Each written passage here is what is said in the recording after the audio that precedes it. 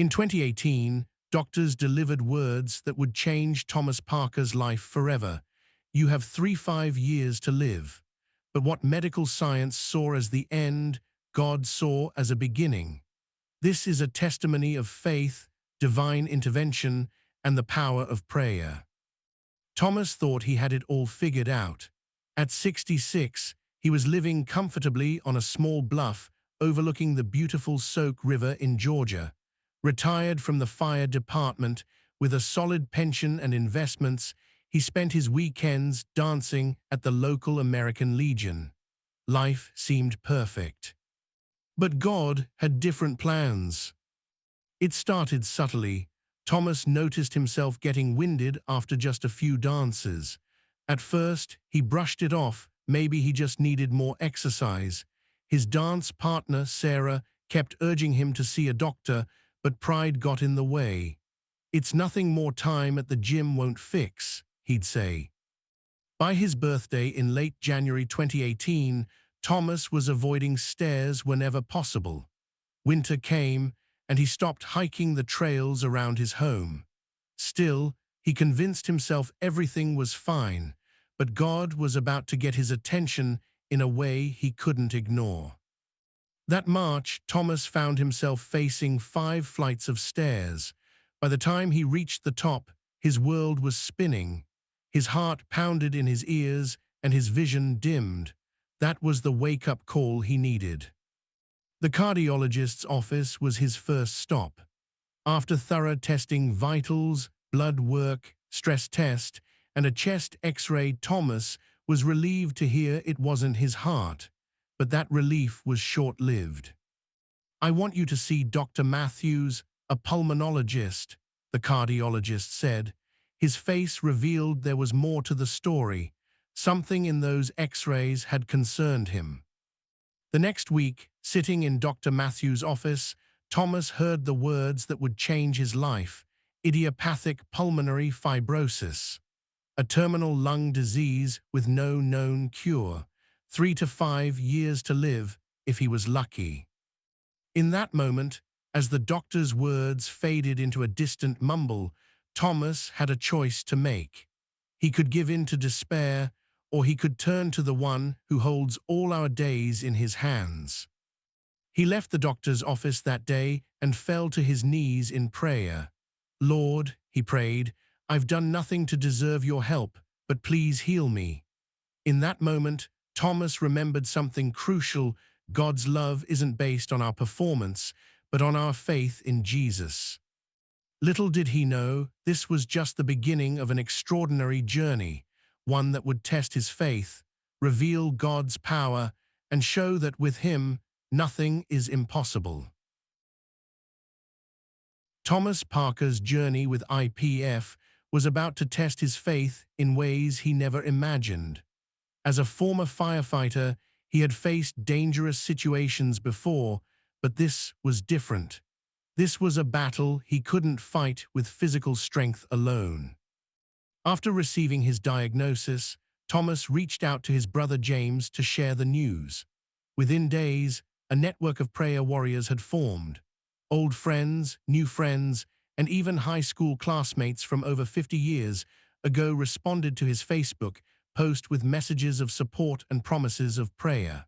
Through friends of friends, missionaries in other countries added their prayers to the growing chorus of voices lifting Thomas up to God. The first 4 years after his diagnosis, Thomas managed his condition relatively well. He adapted to a slower pace of life, doing light hiking and avoiding stairs. But God was preparing him for bigger challenges ahead. As he entered the dreaded 5th year, the outer limit of his original prognosis, Thomas faced his first major crisis. He woke up with all the symptoms of COVID-19, fever over 100, headaches, chills, and extreme fatigue. For someone with severely compromised lungs, this could have been a death sentence. Yet, remarkably, he survived with only mild symptoms. But God wasn't finished showing his power. Just weeks after recovering from COVID, Thomas developed influenza A and viral bronchitis. The local PA was so concerned about his condition that he did something unprecedented. He called Thomas at home after hours, insisting he go to the hospital immediately.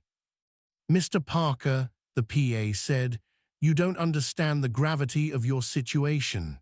If you take a turn for the worse overnight, you might not survive." Those words finally convinced Thomas to seek emergency care.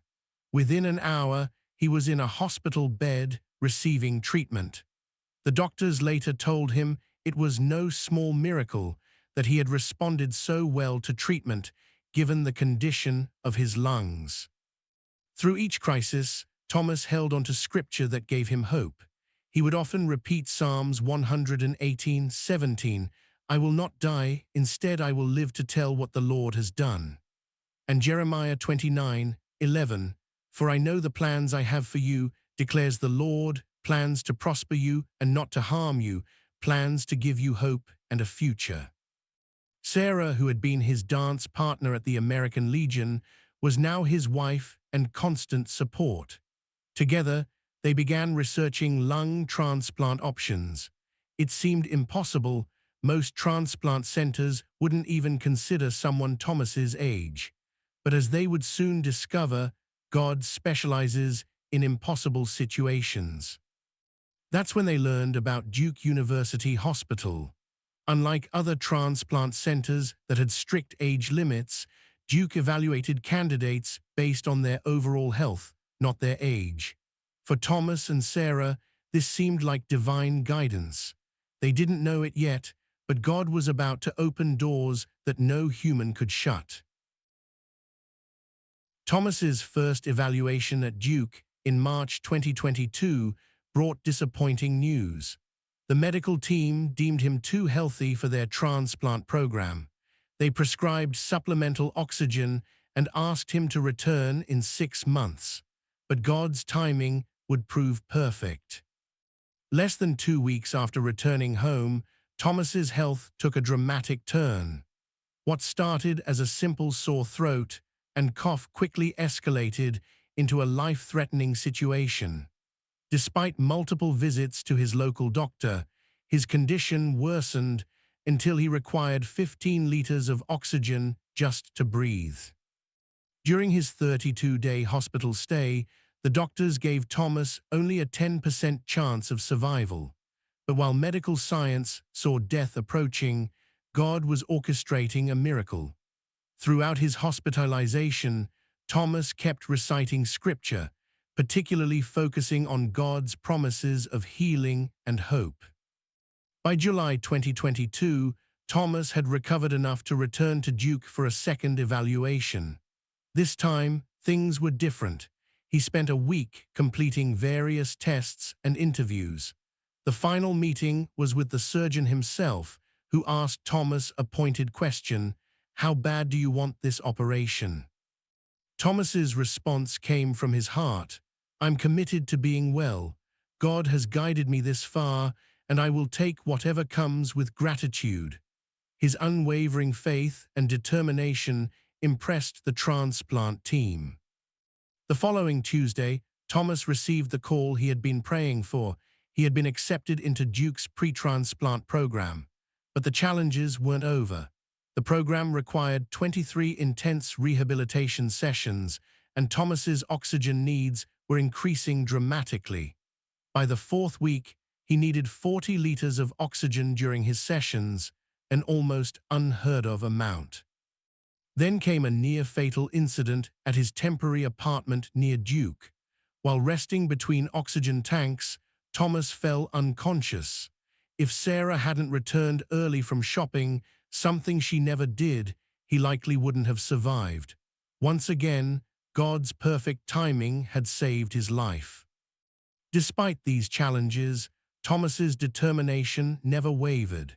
His physical therapists, amazed by his progress despite requiring such high levels of oxygen, made an unprecedented decision.